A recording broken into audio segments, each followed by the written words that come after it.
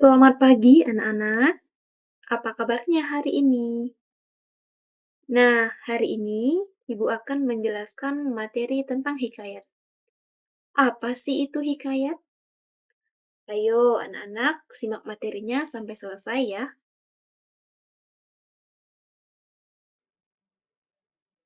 Anak-anak, kata hikayat ini tentu tidak asing lagi kalian mendengarkannya. Namun di sini Ibu akan lebih memperjelaskannya lagi. Nah, secara umum, hikayat itu adalah salah satu karya sastra lama di mana yang berbentuk prosa. Hikayat biasanya mengisahkan tentang kehidupan dari keluarga istana, kaum bangsawan, atau orang-orang ternama dengan segala kehebatannya, kesaktiannya, maupun aksi kepahlawanannya. Dari pengertian hikayat tersebut tentunya anak-anak sudah memahami ya.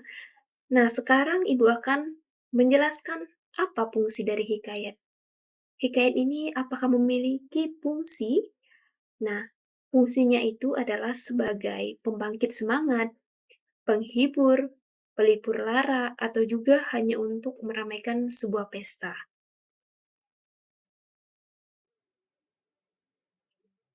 Belajar hikayat bukan hanya kita mengetahui sebatas pengertiannya saja, langsung udah. Tetapi, kita perlu banyak belajar sekali karena bermacam-macam tentang hal yang terdapat dalam hikayat. Satu persatu Ibu akan menjelaskannya.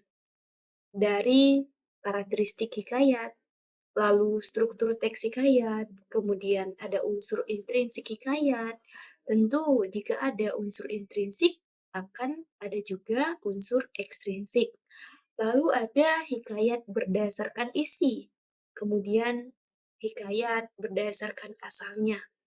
Nah, Ibu akan membahas yang pertama tentang karakteristik hikayat. Di sini ada 4 karakteristik. Satu, kemustahilan. Yang dimaksud dengan kemustahilan di sini dalam segi cerita atau teksnya yang berarti tidak logis, tidak bisa diterima oleh nalar.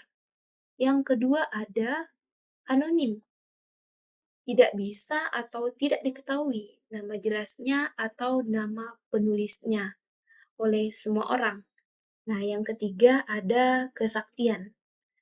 Kesaktian ini adalah dalam cerita hikayat khususnya sering kita temukan dengan kesaktian para tokoh di dalam hikayat tersebut. Yang keempat ada istana sentris. Istana sentris ini yaitu hikayat yang seringkali bertema atau berlatar belakang tentang kerajaan. Kemudian ada struktur hikayat. Dalam struktur hikayat ini ada 6. Yang pertama, abstraksi.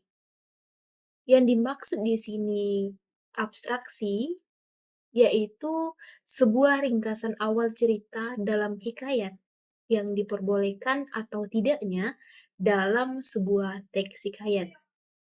Orientasi. Orientasi ini bagian teks yang berkaitan dengan waktu, suasana, maupun tempat yang berkaitan dengan hikayat tersebut. Kemudian ada komplikasi. Komplikasi ini suatu masalah mulai bermunculan timbul-timbul atau permasalahan yang terjadi. Nah, kalau evaluasi ini di mana si konflik yang mengarah pada klimaks, yaitu puncaknya masalah, kejayaannya masalah tersebut. Yang kelima ada resolusi. Resolusi ini adanya solusi dalam suatu cerita tersebut. Yang terakhir ada koda. Koda ini yaitu adanya nilai atau pelajaran yang dapat diambil oleh si pembaca setelah membaca hikayat tersebut. Ibu akan menjelaskan tentang unsur intrinsik. Nah, unsur intrinsik ini ada tema, latar, alur, tokoh, penokohan, sudut pandang, ada gaya bahasa, amanat. Nah, tentu dari unsur intrinsik ini sudah dipelajari bahkan dari SD hingga sampai saat ini masih saja kita perlu untuk dipelajari. Nah, apa itu tema? Tema itu adalah sebuah gagasan cerita, gagasan si penulis dalam cerita tersebut. Terus ada latar. Latar itu bisa mengenai ada latar tempat, waktu, suasana yang ada dalam cerita hikayat tersebut. Kemudian alur. Alur itu adalah jalinan peristiwa. Ada alur maju, alur mundur, ataupun alur campuran. Kemudian tokoh atau penokohan, yaitu pemeran atau gambaran watak tokoh. Ada protagonis, antagonis, trivagonis, itu tokoh atau penokohan. Kemudian ada sudut pandang. Sudut pandang ini adalah pusat pengisahan dari mana sebuah cerita itu dikisahkan. Terus ada gaya bahasa. Gaya bahasa ini berhubungan dengan penulis. Penulis ini menggunakan gaya bahasa seperti apa begitu. Biasanya, gaya bahasa ini ditentukan atau dipengaruhi budaya-budaya sekitar. Yang terakhir ada amanat. Nah, tentu anak-anak sudah mengetahui tentang amanat. Amanat itu pesan yang akan disampaikan dari cerita tersebut oleh si pembaca setelah membaca tersebut atau amanat yang disampaikan oleh penulis kepada si pembaca. Kemudian Ibu membahas, unsur ekstrinsik. Ada latar belakang agama, adat, budaya. Latar belakang agama itu seperti apa? Nah, latar belakang agama itu bagaimana dalam cerita tersebut itu menceritakan sebuah agama. Terus adat. Nah, adat ini dalam cerita hikayat tersebut biasanya itu menceritakan sebuah adat. Kemudian budaya. Budaya ini sangat berpengaruh sekali dalam lingkungan sekitar atau kepada si pembaca. Anak-anak, waktu kita tinggal sedikit lagi, namun Ibu akan menjelaskan jenis-jenis hikayat, menjelaskan sedikit. Di sini ada 2 jenis hikayat. Hikayat berdasarkan isinya dan hikayat berdasarkan asalnya. Nah, satu persatu Ibu akan menjelaskannya mulai dari hikayat berdasarkan isinya. Hikayat berdasarkan isinya itu ada cerita rakyat, epos India, cerita dari Jawa, cerita-cerita Islami, cerita dan biografi, dan yang terakhir cerita berbingkai. Kemudian Ibu langsung saja menjelaskan hikayat berdasarkan asalnya. Hikayat berdasarkan asalnya ada Melayu asli, pengaruh Jawa, pengaruh Hindu India, dan pengaruh Arab Persia. Itu jenis-jenis hikayat berdasarkan isinya dan juga ada berdasarkan asalnya. Anak-anak, dari awal tadi Ibu sudah menjelaskan dari pengertiannya sampai ke jenis hikayat. Nah, sekarang kita menonton video, Ibu punya satu video tentang contoh hikayat. Mari kita simak contoh hikayat berikut ini. Disimak dan dipahami dengan benar ya. Di suatu hari, di negeri jauh yang bernama Kerajaan Bintan, di sebuah rumah sederhana yang berdiri di pinggiran Sungai Duyung, hiduplah seorang anak yang bernama Hang Tua, putra dari Hang Mahmud dan ibunya bernama Dang Merduati. Pada suatu malam, Hang Mahmud bermimpi bulan turun dari langit. Cahayanya penuh di atas kepala Hang Tua.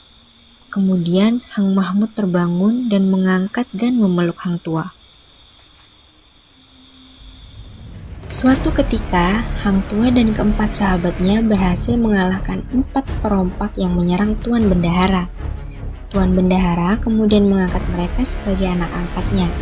Tuan Bendahara kemudian melaporkan tentang kehebatan mereka kepada Baginda Raja Shah Alam. Baginda Raja pun ikut merasakan kagum dan juga mengangkat mereka sebagai penjaga di istana. Saat mereka berada di istana, mereka sangat disayangi oleh Sultan. Ketika Raja Malaka yang ditemani prajurit terbaiknya, Hang Tua dan sahabatnya pergi ke Majapahit untuk mengamar anak Raja Majapahit, yaitu Raden Galuh. Selama di Majapahit, Pati Gajah Mada yang tidak suka terhadap kerajaan Malaka mencoba membunuh prajurit yang terkenal gagah dan berani, yaitu Hang Tua. Berbagai cara Pati Gajah Mada membunuh Hang Tua, tetapi selalu gagal. Seorang Tomang Sari yang sakti pun tetap dapat dikalahkan oleh Hang Tua dengan diambil kerisnya. Hang Tua pun diberi gelar dengan Laksamana. Hang Jebat yang masih iri terhadap Hang Tua dan dia mengetahui bahwa di antara Hang Tua dan Tun Teja saling mencintai. Hang Jebat pun menjebak Hang Tua dan Tun Teja di depan Raja Malaka. Raja Malaka pun marah besar dan menghukum mati keduanya dengan tuduhan berzina. Akan tetapi hukuman itu tidak dijalankan. Tuan Bendahara yang sangat menyayangi Hang Tua menyembunyikan Hang Tua di sebuah hutan di hulu Malaka. Diangkatlah Hang Jebat menjadi laksamana kerajaan Malaka. Hang Jebat melakukan pemberontakan terhadap pemerintahan Malaka yang rajanya berubah menjadi raja yang berbuat sewenang-wenang. Hang Jebat pun mengambil alih kekuasaan istana. Raja Malaka berlindung di rumah Tuan Bendahara dan mengaku menyesal karena telah membunuh Hang Tua. Akhirnya, buka rahasia bahwa sebenarnya Hang Tua belum mati. Hang Tua dibebaskan dan diperintahkan untuk membela raja.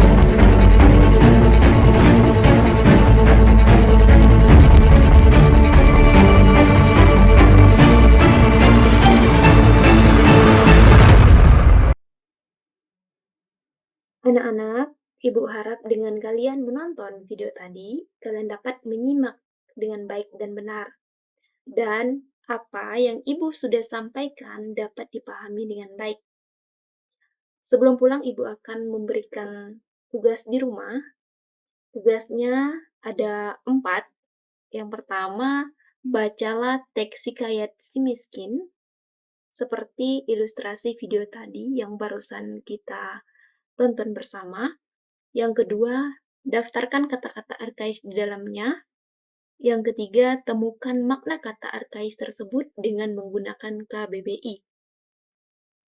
Yang keempat, kemudian baca sebuah cerpen, lalu bandingkan antara pengguna bahasa, alur cerita, nilai-nilai yang terdapat dalam hikayat dan cerpen. Setelah selesai mengerjakannya, kumpulkan kepada ketua kelas ya. Sudah terkumpul semua, baru serahkan ke Ibu. Minggu depan, kita bahas dan koreksi bersama. Mungkin cukup hari ini pembelajaran kita, sampai di sini dulu.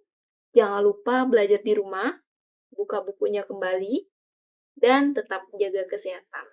Selamat siang.